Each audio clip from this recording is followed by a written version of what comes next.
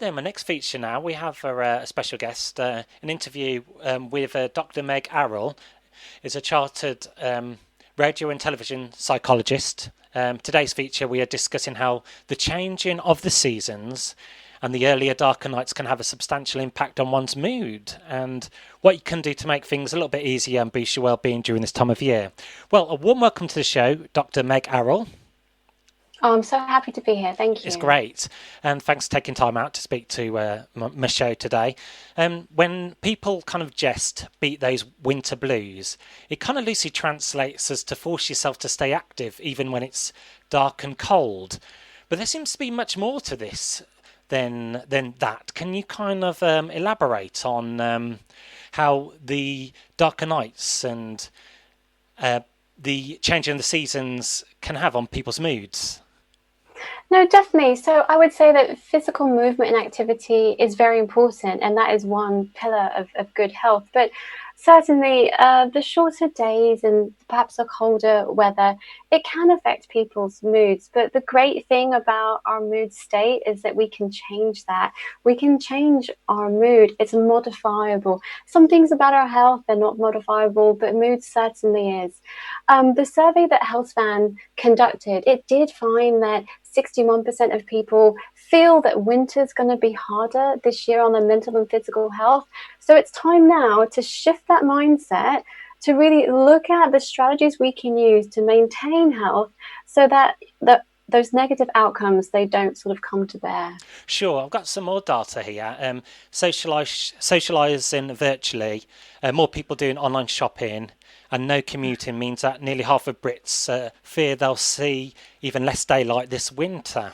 And with the coronavirus pandemic, it's pushing certain people into living into a mushroom existence. Mm-hmm. So what's happened in a really positive sense, we've actually adapted our lives to be able to cope with what's going on. And that's a positive thing. It shows how pliable we are, how much we can really change. But we're going into a different season now. So we need to think about, okay, so how do we maintain that physical activity and why it's so important? So not just for physical health, but for mental health. We know that even a 10-minute brisk walk can boost mood and is protective against depression.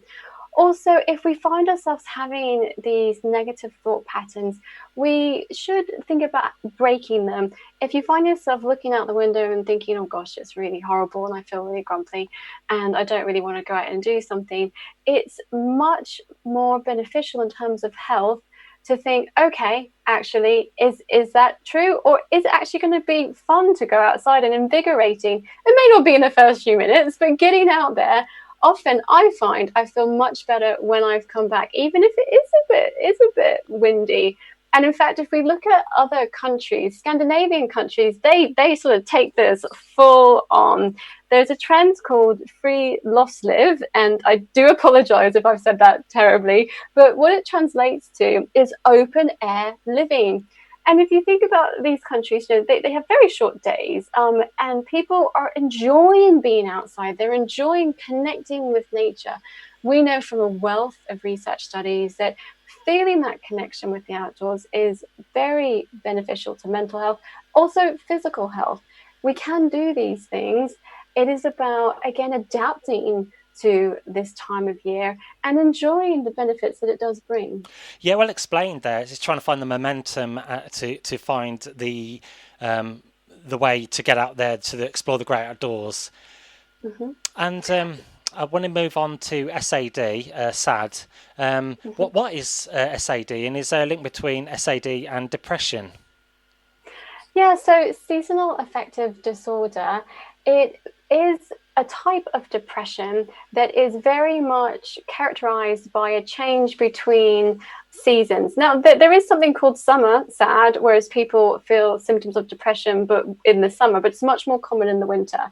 So you'll know if you're experiencing SAD rather than depressive symptoms because you'll see a definite shift between seasons. Otherwise, if it's something that happens all year round, it is worth perhaps talking to your GP or a therapist in terms of if you're feeling very low or if you're unable to maintain your activities of daily living, basically do what you need to do in your life.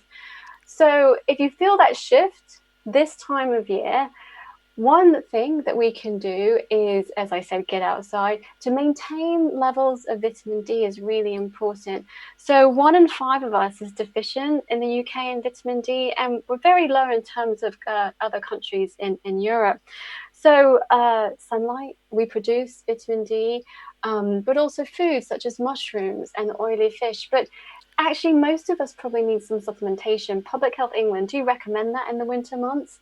And it doesn't have to be expensive. It can be as cheap as 6p a day from Healthspan.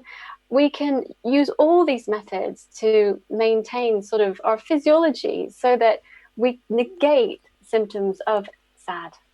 Thank you for that one, for explaining S.A.D in more thorough detail. In your kind of expertise, how has anxiety changed over the years from, say, 25 to 30 years ago? So I would say recently anxiety levels are rising. We tend to feel anxious in times of uncertainty, and at the moment there's a lot of uncertainty, without a doubt. And that's because we want to know what's going to happen so that we can survive. It's a survival mechanism related to the stress response, so our fight or flight response. And we do know that chronic stress, the chronic activation of that fight or flight response, leads to poorer physical and mental health outcomes. So in terms of anxiety, when we're having difficulties, we want some certainty. So we may then look at news apps quite a bit, check news a lot to try and reassure us. But what it does is it maintains that sense of anxiety. So a good thing to do right now is to really try and unplug a little bit. Mm-hmm. Maybe look at a news app once a day. We used to maybe watch the news in the evenings once a day, and now it's every few minutes it can be. I have clients that constantly check their phones, and it's maintaining this high level stress response to the point where you're so adrenalized that burnout is almost inevitable. I now know the meaning to the phrase, no news is good news. I see your point on that one. And with more people quarantining, staying, working from home, can people actually develop symptoms of cabin fever? Yes, that is possible too. But what I would say is that when we connect with others, even if we're still indoors, so some people have had to shield and been indoors quite a lot, we still need to feel connected to others. So using technology in a good way, technology is a tool. So it can be used for good, or it can be used for things that perhaps maintain anxiety, but it can be used to feel connected to others. What I say is actually we can do like a friendship ring around. So contact maybe one person, get their news, and then you contact another and they pass on their news. And we go around in a circle. So you've connected a wide circle of friends by just talking to a few others, and doing that on a regular basis. You feel more connected to your social system, and that's absolutely key. Great stuff. And just finding the right balance really with technology. And can anxiety, depression, S.A.D and sleep increase one's anger, make people have a shorter fuse, more irritable, so to speak? There have been so many reports of sleep disturbance in the past few months, and also very vivid dreams, which I think is fascinating. Definitely, poor sleep leads to poor mood, and also it can dampen your immune system. It's not surprising, though, that our sleep patterns have changed because our daily patterns have changed. So, the research showing that 64% of us don't have to travel to work. So our patterns have changed. And I've seen in my own clinic that people are getting up a little bit later, maybe staying up a bit later. And then you think, okay, so if your habits have changed, it's not surprising that perhaps your sleep quality could be suffering. So pinpointing those issues and tackling them and thinking about how can we get back to the basics of good food, of physical movement, of sleep, and of rest. So it doesn't always have to be lying down, sleeping at night, having pockets of rest in the day that allow your mind to switch off. What I see is people are very much constantly thinking about what's going on in the moment, and very much living in the fear of the future rather than living in the present. Sure. So, as they say, live for today. Absolutely, yes. And I'm hearing reports about melatonin as well.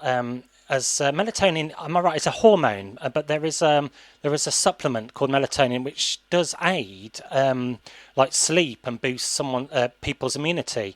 Do you have any expertise on melatonin at all, or have you heard anything about that particular drug? If it's advantageous for people who suffer from sleep disorders?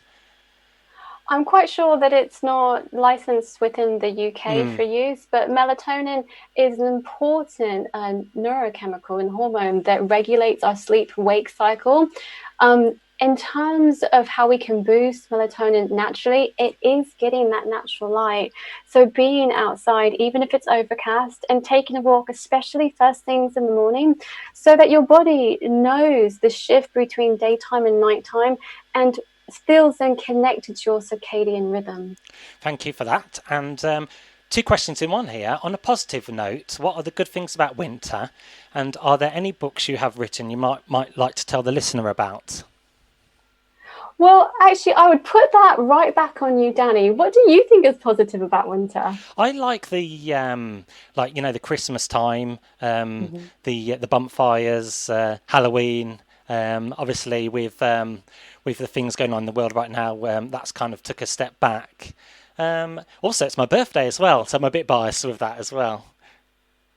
Fantastic. It's mine too. So I do love winter. I've grown to love winter. I wouldn't say naturally I used to be as more of a summer person, but I love to see the change in seasons. And the Healthspan survey, it found that 74% of people were looking forward to that sense of coziness. Now, I love that. I absolutely love that. You know, getting all the duvets, getting hot water bottles, like really hunkering down, making a little sofa fort. Fantastic. And you know what? You can watch some programs that you want. It's not about doing all health behaviors all the time. Some behaviors are treats, and we need those. We need to be able to switch off, and we need to take comfort from our homes, and we can do that easily. And I think that has been happening. People really are making their homes their castles at the moment, and 60% of people in the survey actually said that they are going to be very mindful of this, and in terms of winter, taking care of their minds and bodies. So we are being quite proactive about it too, which is so positive to see. And of course, finally, if there's any books you have written or any websites people you can refer people to, feel free to share. So the Healthspan website on healthspan.co.uk, they have a brilliant section on immunity. In terms of mental health, if you are feeling like you're struggling a little bit, go to the Every Mind Matters website from the NHS. They have a brilliant, simple, quick quiz that gives tailored advice for mental health and whether you do need to seek further support. In terms of my books, I focus on some misunderstood and long-term illnesses. So people that are feeling very fatigued at the moment can check out on my website, drmegarroll.com, and go from there. Great stuff. Well, Dr. Meg Arroll, thank you very much for talking to me about trying to boost your well-being this season and going into like the S.A.D and everything. It's much appreciated, and that wraps up a great interview. Thank you so much. You're welcome.